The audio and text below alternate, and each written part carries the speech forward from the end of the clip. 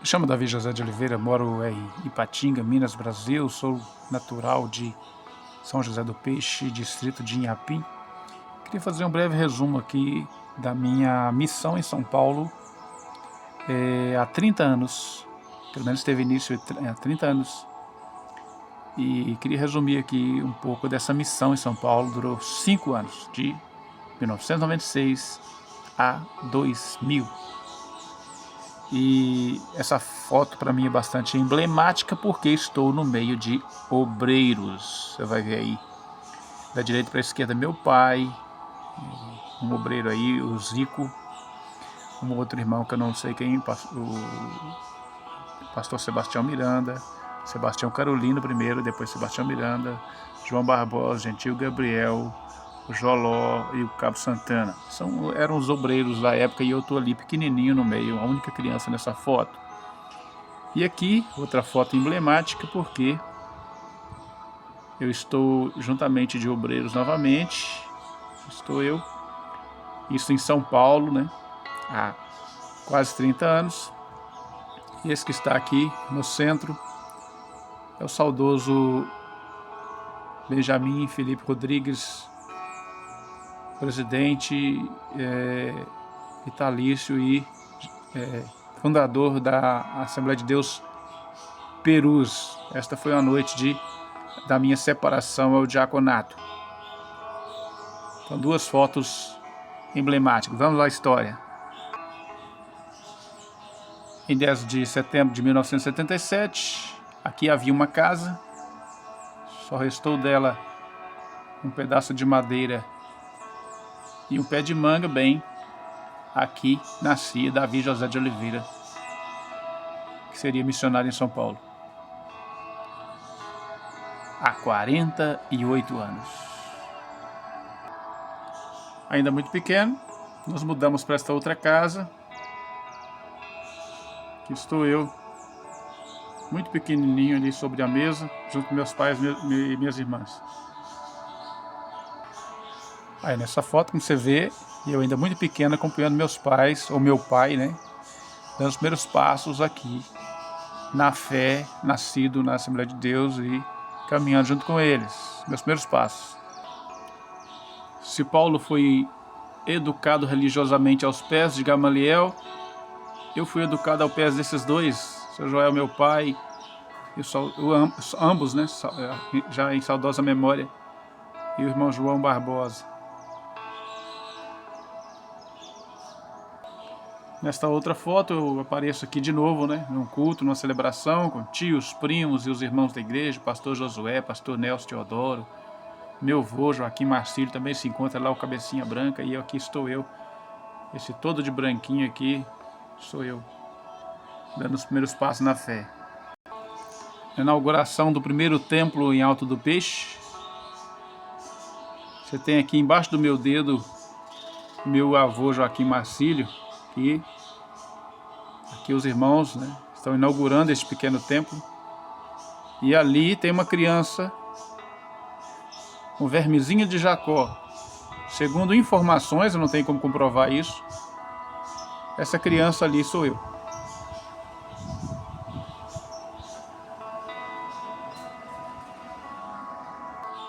Tendo crescido na roça, a gente vai crescendo, a cabeça vai ampliando e vendo os primos, os colegas, os amigos indo para a cidade e voltando, começou a nascer o interesse de abandonar a cidade também, ou abandonar o campo e também ir para a cidade. E o que é que eu tinha em mente quando eu saí da roça para a cidade? Eu queria ter camisa estampada, calça jeans e um tênis Le Cheval. Pois bem, aqui a foto do sonho realizado. Eu já estava em São Paulo, porém, isso é de quando eu morei em Ipatinga pela primeira vez, em 1995. Morei com meus tios João Capixaba e a tia Maria Rosa, que foram pais para mim, a quem eu devo muito, muito, muito. 6 meses memoráveis quando morei com eles. Minha tia já em saudosa memória, Deus a tenha. Esse era o meu sonho, aqui realizado, muito bem. Paralelamente ao meu sonho de mudar para a cidade, eu cresci caminhando no Evangelho, ouvindo os pregadores. Entre tantos, esse missionário, hoje pastor aqui na cidade de Fabriciano, era missionário de uma missão de Valadares, da Assembleia de Deus de Valadares, no Vale do Jequitinhonha. E o que mais me impressionou no relato do Ivan, a sua experiência missionária no Jequitinhonha, região mais pobre de Minas, ele falando dos desafios missionários ali, ele dizia da casa em que ele foi morar, uma casa simples, com um banheirinho lá nos fundos. Grave essa imagem, tenha ela em memória, porque logo logo você vai entender por quê. Isso aqui é tão emblemático e importante para mim. Ouvindo aos missionários, paralelamente ao sonho de mudar para a cidade, ter calça jeans, tênis Lecheval, camisa estampada, eu tinha um desejo missionário. E por incrível que pareça, o desejo missionário que eu tinha de ir para um campo missionário, morar numa casinha simples que tinha um banheiro ao fundo. Não sei, mas eu comprei essa ideia advindo do testemunho do missionário Ivan.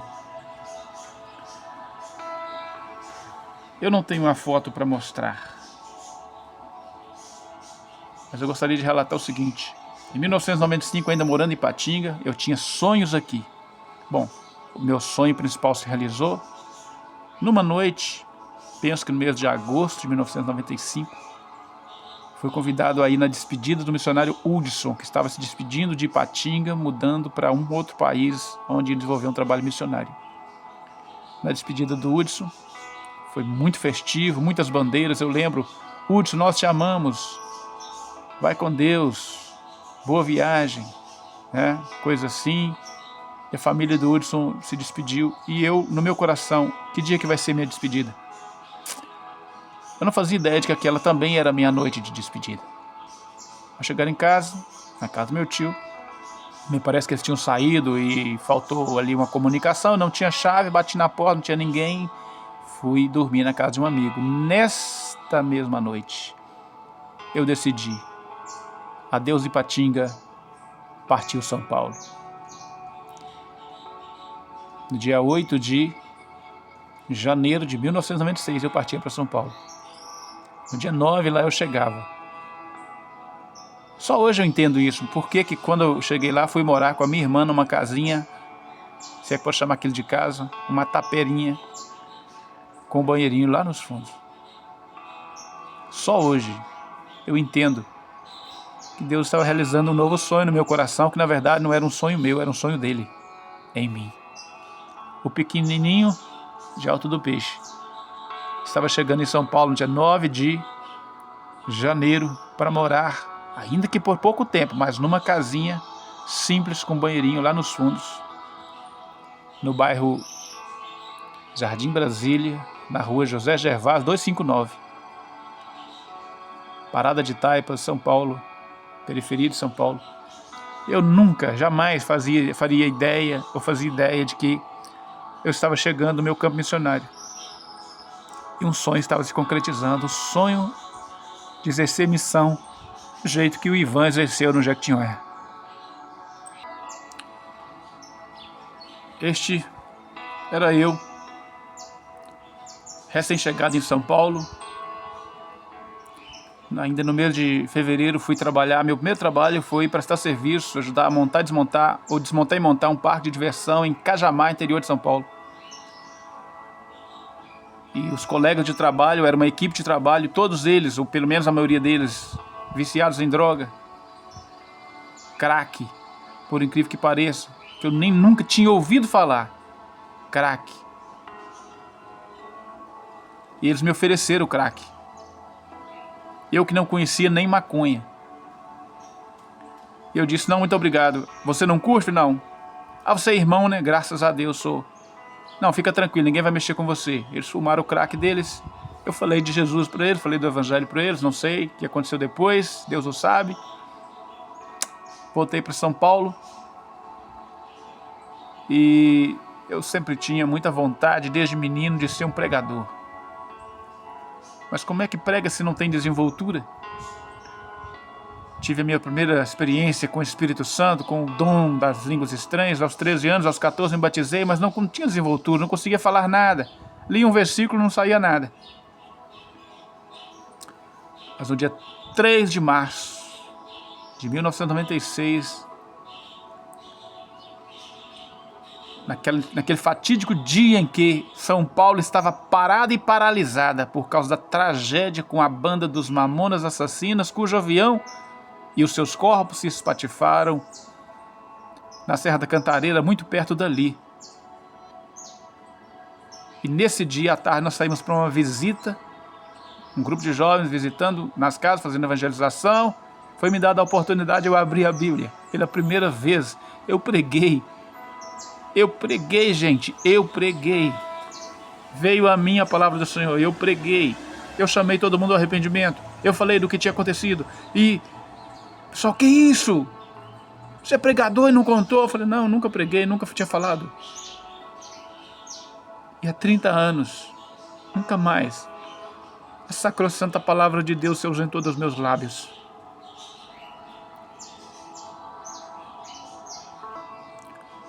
Próximo culto de jovens, Davi era o pregador. Preguei para os jovens pela primeira vez. Não é exatamente essa foto, ela é só ilustrativa. Mas nesse mesmo púlpito eu preguei pela primeira vez no mês de março de 1996. Além do pastor José Trindade, de quem eu não tenho a foto para mostrar, meu principal líder, mentor, pastor, pai, foi esse, meu conterrâneo, mineiro, João Batista de Oliveira, sua esposa Rose. Foram muito importantes para mim, devo muita gratidão a eles, pais espirituais para mim.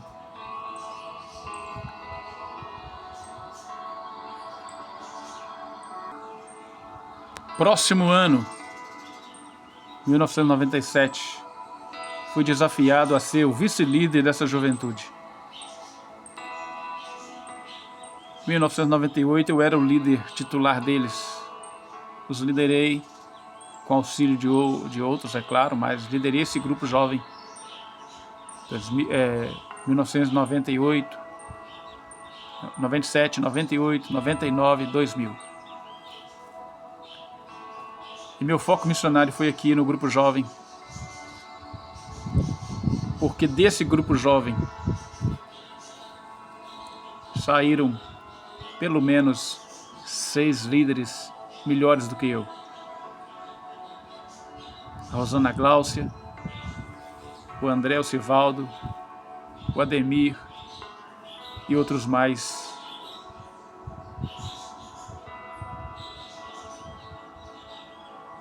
Uma missão que produziu. Eu nunca fiz nada sozinho, mas eu estava liderando.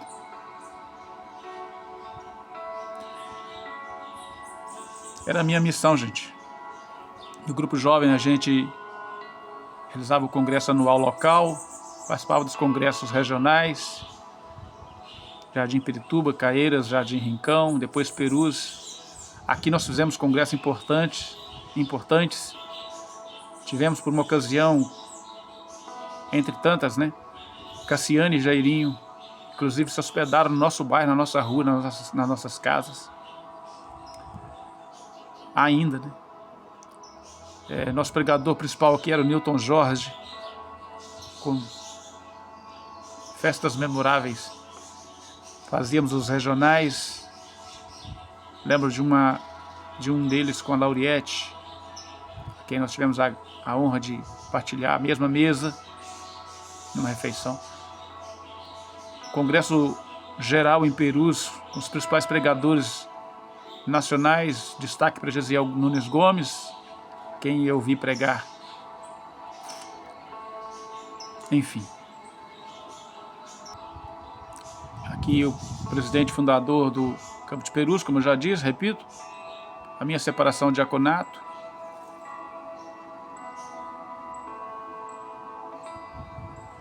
Até que findou o meu ciclo em São Paulo em 2000, Eu entendi isso, orei em 2001, Deus me sinalizou para voltar, voltei para minha casa, minha terra, meu povo.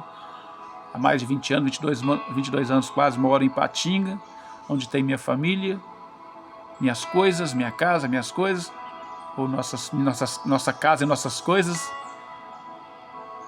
e onde desenvolvo uma outra missão, uma outra denominação, uma outra visão, mas sem perder conexão com esse passado glorioso e a minha eterna gratidão pelas pessoas que me auxiliaram por lá.